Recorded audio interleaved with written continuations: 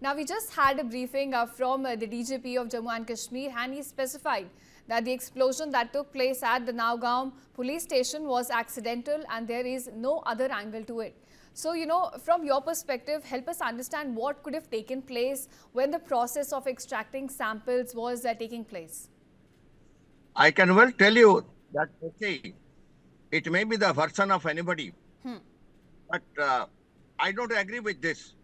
Okay. Let me be very frank. You can't come to a conclusion just like that without inquiring and going into details that it is accidental.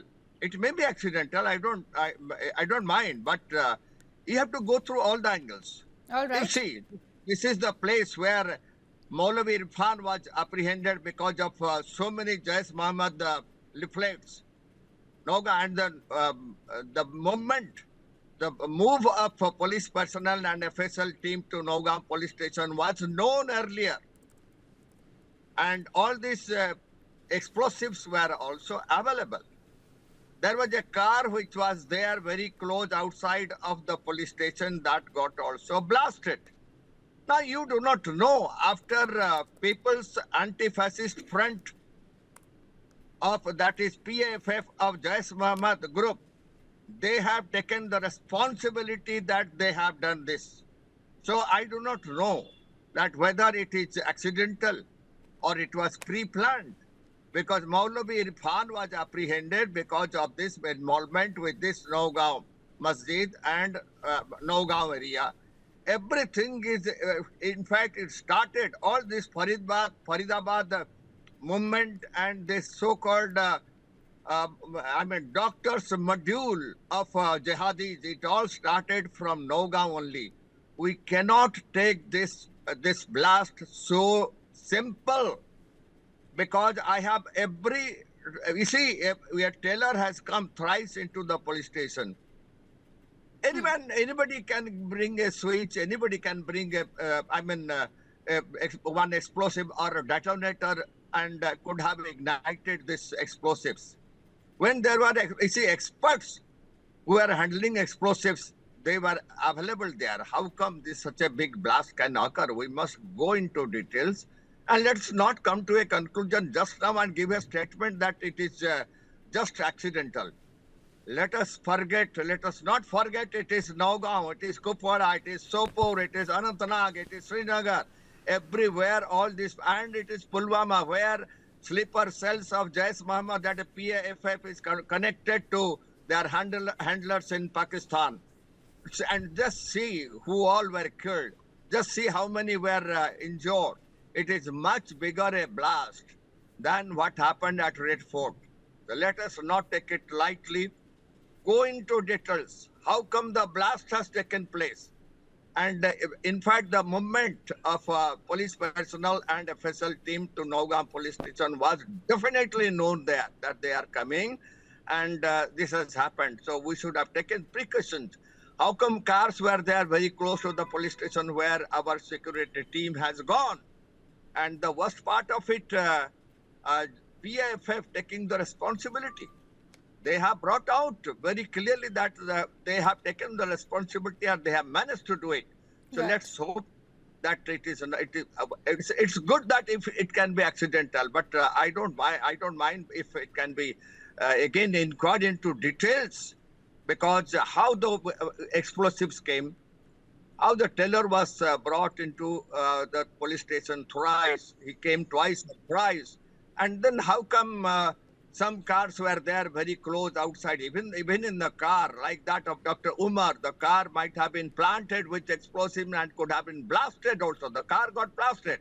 You don't know, there may be explosives in that car which was planted earlier. So we have to go through all these angles. And I'm very sure, I'm not going against anybody. I'm just telling that, please wait for some time before giving a statement. I'm not against anybody's statement, but it's my view that please inquire into it properly. How come such a big blast has occurred? Even if ammonium nitrate, they were there, we brought it. How it was ignited? It requires a fuse. It requires a detonator. It may be a pressure switch. It may be a remote control switch. It may be a blast from outside. which could have caused this blast also inside the police station.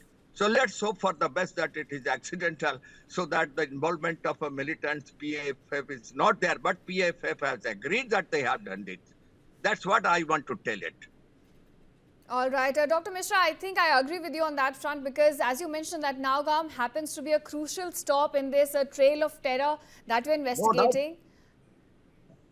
Yes, Maulavi Rahman was apprehended, and Dr. Umar and Dr. Adil, they were all apprehended because of this Nowgaon connection and connection with Maulavi Rahman, who started from Nowgaon. Let us not forget, Right. Faridabad issue started from Nowgaon only. So let's not take it easily. Right. So, of course, difficult questions need to be asked at this point that what exactly triggered the blast. Let's suppose it was accidental. So, from your security perspective, help us understand if it was accidental, then what exactly could have triggered? What are the conditions that must have, caused this blast? Yes, I can well tell you, if the ammonium nitrate is there, it may be pressure. Okay. Number one, it may be pressure. Number two, it may be heat.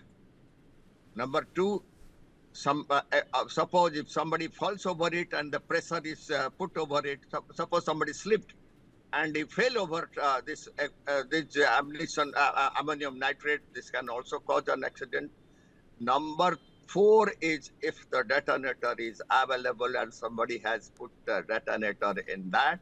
Number five is through a switch, a remote control switch. Switch can be inside and control may be outside. Number six is either the car which was parked outside may be having explosive material that could have been blasted, like that of the teller. Even the teller he has died. You don't know what the teller was having it. Of course, he could have been searched also, but nobody knows. You see, Right. A small detonator can be kept. I don't want to mention where it can be kept in your body, but even if you search also, there are some places in the body where you can hide a detonator and go inside. It's very, very dangerous. Like Dr. Umar he has blasted himself. The teller also died who was inside. So nobody can think whether it is accidental or it is pre-planned or it was impromptu planned also by PAFF. And let's not come to a conclusion. Let's take time. Let's interrogate and let's go into details about all these incidents. All right. Dr. Mishra, I don't want to, neglect the official account that has come out. But because we are looking at possibilities here, as you mentioned that this could have been an attack as well. In case it is an attack, then how would you, describe the scale of threat that is now coming in Jammu and Kashmir? We have seen a resurgence of terror attacks in the valley. Yes, I can well tell you this shows when we apprehended so many educated doctors and Maulavis, starting from Nowgaon, Kulgam, and Anantnag, Sopia, and Srinagar, all these, Sopur, Baramulla, everywhere, Pulwama, all were having connection through this Maulavi Rahman and Faridabad angle. So this shows Jais Muhammad PAFF module. It may be educated module, it may be uneducated module, and sleeper cells. They are available at various places in Kashmir.